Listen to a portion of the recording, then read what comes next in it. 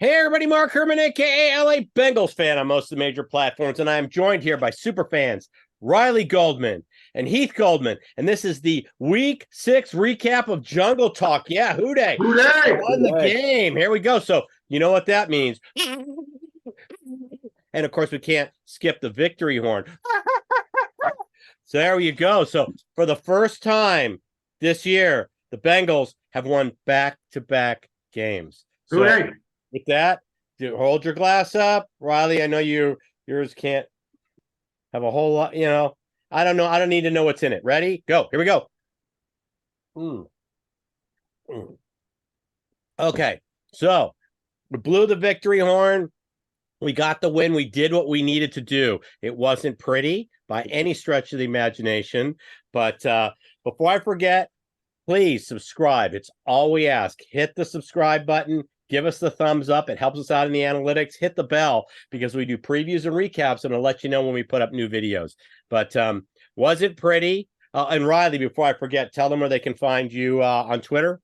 I'm on Twitter in all caps, sportsball with 3 L's. Just posting general sports news across every sport I can find. There you go. So just try to be more consistent. Follow Riley. Let's pump up his followers. Father, give him a pass during the week, because he is a student, but I did tell him he has to post a little bit more content. There you go. So give Riley a follow. I will put him in the link on my Twitter feed. So please follow Riley back. He'll be putting up stuff, and he's growing this account. So, it wasn't pretty. It looked like we were going to – I actually thought this actually might be the week where I just get to relax in the third and fourth quarter. 14-10 lead, sack, which I didn't like the last minute of the game, but last minute of the first half, but 14-10, we sack Geno, go into the locker room, and Joe comes out and throws an ugly interception that was all on Joe and had probably one of the worst third quarters, aside from the Titans and the Browns game, probably one of the worst third quarters we've had. Just an ugly, hard-fought second half. Definitely kudos to the defense for bringing home this win because they're the ones who brought it home, not the offense. The Mike Hilton interception, the CTB interception, the timely sacks. We didn't always get home, but we got home when it mattered at the end. So kudos to the defense. That last minute of the first half was as good as the last minute of the game was to bring it. And one of the things we talked about during the game is and on the preview show, if we brought pressure, Gino would make mistakes. We didn't bring pressure much, but every time we did, he was rushed and threw a ball away or threw a mistake. And any other time, he lit us up if we didn't put pressure on him. I have to give kudos to Walker is a great running back. I don't know how many hits we got to put on this guy to get him down, but what a powerful running back. And then in the beginning, especially the first drive of the game, even the first half of the game, Gino was dropping dimes. I mean, he hit CTB. He burned CTB on one he dropped in on a 2nd and 31 on a Wouzier. He didn't do it to CTB. He did it to a Wouzier. But it just dropped a dime. Wouzier got beat off the line, and you just saw it. Dax Hill was coming over. There was nothing. And that was a 2nd and 21, and we gave up the first. So that was actually in the first half. In the second half, he dropped a dime to Lockett over CTB too. Like I said, he was at his moments today unless we got pressure on him, and we didn't get enough pressure until that last series. We knew this was going to be a hard-fought game. I'm just happy that we escaped with the win. This was a team win. This is a defense drove it home. There was a drive in the third quarter where we had a face mask, missed tackles, blown coverage, and on a 3rd and 8, we gave them a 1st and goal. I mean, we did everything we could, I think that was the possession after the Mike Hilton interception where they actually took the field goal at the end. But I just felt like we gifted them that 3 points. Fortunately, we got the interception from CTB. We turned that into 3 points, got back to the 4-point lead, and brought it home. So, like I said, it wasn't pretty, but it's exactly what we needed. At the end of the day, we said 3-3. We needed to win these last 2 going into the bye week, and we did it. I'll take the label of the honor. I'm becoming known as the pessimist of this show, but we got the W. But there were some serious negatives that we really have to talk about, because those have got to get fixed coming out of this bye week, heading into San Francisco and against the Bills. Yeah. And there's two of them that I think that we need to talk about. Go ahead. One is missed tackles Yes. is way too many. And then the second one, and we've been talking about it every single week, but let me take one step back. While I'm talking about the negatives in the past weeks, you did start to see the offensive line giving Joe time. He took a little too much time. That's not necessarily a negative, but the other negative is our run defense is an atrocity right now.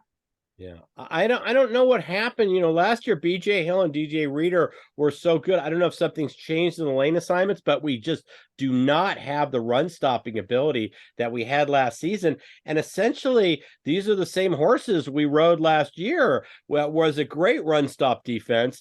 The other thing I'm going to add on the negative is our punting. We punted several times today from like our own 30, our own 35-yard line, and didn't even get it inside their 20.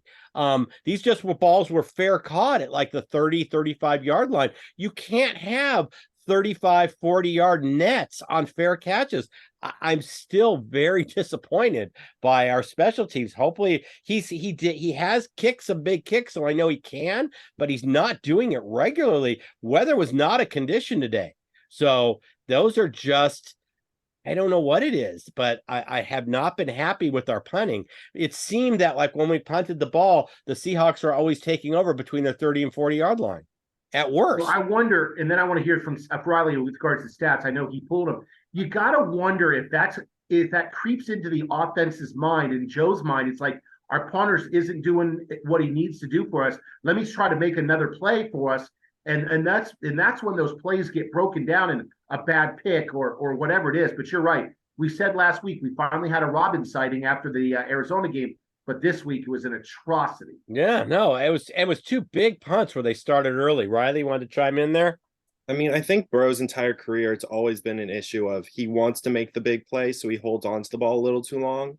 And especially right now, he's looking healthier, but with the calf and not really being able to extend those plays the same way, I think it's just all tying up into a bad situation of our punter's not great.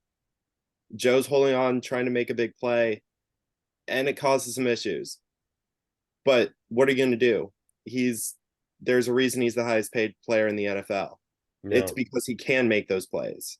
He just tries to too often sometimes. Yeah, I want to point something out. There was the touchdown to the kid from Princeton. I'm not going to butcher his name, but the kid from Princeton, and Burrow runs immediately to the referee to get the football. Mm-hmm. And the referee says, "This isn't the ball. The ball's over there." And he runs and scoops it up and gives it to him because it's a meaningful ball for him. But I loved seeing Joe thinking about the fact that this was the kid's first NFL touchdown. Let's get him the football. He immediately ran to an official, was holding a football, and the official, you saw him kind of nodded and pointed to the ball that was on the ground, saying, I guess that was probably just thrown into the official. So and Seattle thought he was a fourth option as well and left him open because he was a check down, and was a beautiful pass to him on that in that left part of the end zone.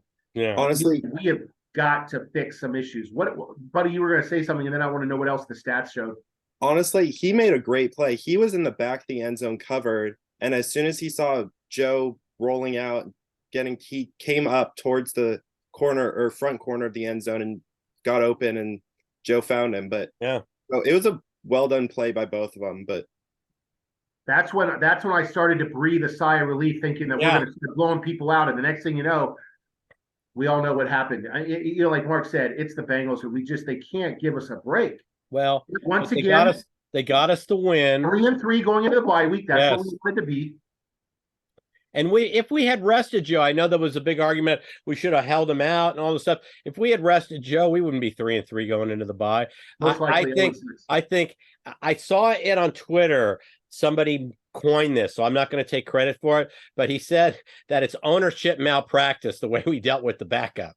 Not giving Greer money and keeping him when we had a chance to kind of make it right. Browning and Simeon showed us in the preseason we had nothing. And obviously Browning became our number 2, but there is zero confidence. I don't care that Chase said that he's a baller. We have zero chance if Browning's our quarterback. I do think that it was ownership malpractice the way we dealt with it, but we took a chance. We got Burrow. He had that one scramble for a first down today on like I don't know, it was a 3rd and 11 or a 2nd and 11, but he actually ran for the first down, and it looked like Joe again. He didn't hesitate. He didn't. Last week we saw the scramble and the slide where he popped up from after he slid for the first down. 2 more weeks, I think we got 100% Burrow coming out of the bye. Downside, we open in San Francisco. We come home to the Bills. It's this middle part of our schedule is tough. I really, really had hoped, looking into the season when we did our season previews, that we would be 5-1, 4-2, 5-1. Coming into this, 3-3. We're just gonna have to deal with what we deal with, but. San Francisco lost in Cleveland today. McCaffrey was out. He'll probably be back in a couple weeks, but Deebo Samuel and out. We don't know what we're going to see, but the Niners are formidable. Even without those 2 guys, they're a formidable team. You give Shanahan time, he's going to figure out a scheme. We have 2 weeks to prepare. Let's see how we come out of the bye. So I'll tell you one thing that was a huge negative for us today was losing, and we don't know how long or anything else, and maybe it was just precautionary, losing our left tackle when you've got Bosa coming into town, or going to be coming off the edge against us in 2 weeks. Cody Ford came in, did what he needed to do, got us to the end of the game. Hopefully it was nothing. You didn't see him like any ice wrapped around it or anything. You saw him standing next to Zach Taylor on the sideline. So, and he's got 2 weeks rest. So do you want to put ice on that area? What's that? Do you want to put ice on that area? Well, I want to ice it if the muscle hurts, I'm going to ice it. So, but clearly he wasn't in like pain where he was, well, I saw him walking. It didn't look like 2 weeks. Hey, usually I complain about early buys. But for us, I know the Seahawks were complaining about because they were kind of rolling and then they went into a bye week and it wasn't what they wanted. They had a couple great games going into the bye. We have not. But this bye couldn't come at a better time. We really, Joe gets more time. Orlando could take time off. I thought we might have held Higgins out this week just to give him 2 more weeks. So, by the way, hold on a second. Higgins played today? Yeah, Higgins did play today. I know. I said on our preview, I said Higgins, but I was referring to Chase. So. Oh no! I wasn't giving you that one. Oh yeah, no. That there were 2 penalties today that I didn't like, but the one I thought the roughing the passer, he landed on his legs. He didn't land on his midsection. I mean, you get a guy around the legs and you land on him, and you land on where your midsection is around the guy's thighs. I didn't think that was landing on a player. I thought it's like when you saw your full. I just thought that was a ticky-tack play. The pass interference call I didn't agree with either on T. Higgins. However, it didn't make any impact on the game because T didn't catch the ball. So it didn't matter. If T had caught the ball and they would have robbed us of the first down, then I would have been upset. But it was a decline penalty punt. T didn't hold the ball. So it didn't change the outcome, but I thought it was a pretty ticky-tack OPI call. And I love T. Higgins. Don't get me wrong here, fans.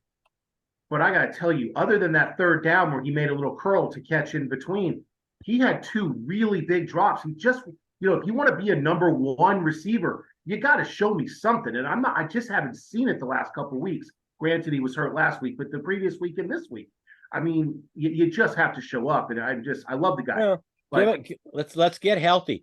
T gets 2 more weeks. Joe gets 2 more weeks. Brown gets 2 more weeks. And the last thing I want to comment on, you and I talked about this. You even said earlier that I was the first time you ever heard the guy's name mentioned. But Miles Murphy, okay, Nick Scott, we learned today the way Lockett and the catches that were made when Nick Scott was in coverage. Nick Scott was not a replacement for Bates or Bell in the coverage area. So we did not make a lateral move there. We see him as the weak link back there. We could have addressed that in the draft. Miles Murphy has been like a missing guy. I haven't seen for the first round pick where we could have gone. We could have taken the tight end that Detroit took in the 2nd round. And who's been great. We could have addressed the safety position. There's so many other places we could have gone with that pick. I'm holding out hope that it kind of blossoms later, but I'm not seeing the Miles Murphy pick. I'm just not. Riley mentioned something earlier. We picked somebody, I think it was in the 4th round, who's a safety. Riley, I mean, you made the point before. third round, picking Jordan Battle. I Yeah, would like Battle to was a see him great there. pickup. It was a great pick. I still don't know how he fell to the third, but why are we not playing him? I get he's a rookie and the rest of our guys are first or second years, and we need some experience in our DB room. That's why we picked Nick. That's why Nick Scott's playing, but Jordan Battle couldn't be worse. No, not. And yeah, I'm all for playing Battle. I know that he's had a couple. Well, we say, plays where he thinks it's in college, where he's had some rough in the passer, some late hits kind of thing. But I'd like to see him out there. I'm not impressed with Nick Scott. And like I said, I don't look to the Nick Scott. I turn around and I say, Dax Hill's playing great. So why did we grab another Dax Hill in the first round, on the board and not take Murphy? So I'm just regretting that pick, because first rounders, they can have an impact in the first year, especially when you're drafting back end. You could take guys that are ready to make an immediate impact.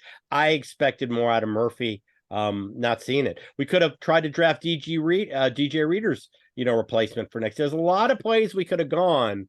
So that just kind of bums me out, because he's been a lot. We had a one sighting of him what was it, last week in Arizona when we were at the game. But hold on, talk about one sighting. The only time I ever heard the man's name mentioned was a gentleman by the name of Irv Smith Jr., number 81, too, today. Yeah. I mean, at what point does our tight end get involved in the passing game? Yeah, he called himself the missing piece in our offense. More like the missing link. I'm not seeing it. Once again, we could have gone that route in the draft. And this was a tight end rich draft, and we thought we had solved it. So I haven't been impressed. Let's say coming out of the bye, maybe these guys have a great second half of the season. I would love, please make me eat my words. I would love to eat my words on that. So, and by the way, the pessimist will say this: cheers to the Bengals. We are 3-3 going into the bye week. We got a W today, as many as we're talking about the negatives, but the negatives have got to be fixed for us to have a successful Super Bowl run.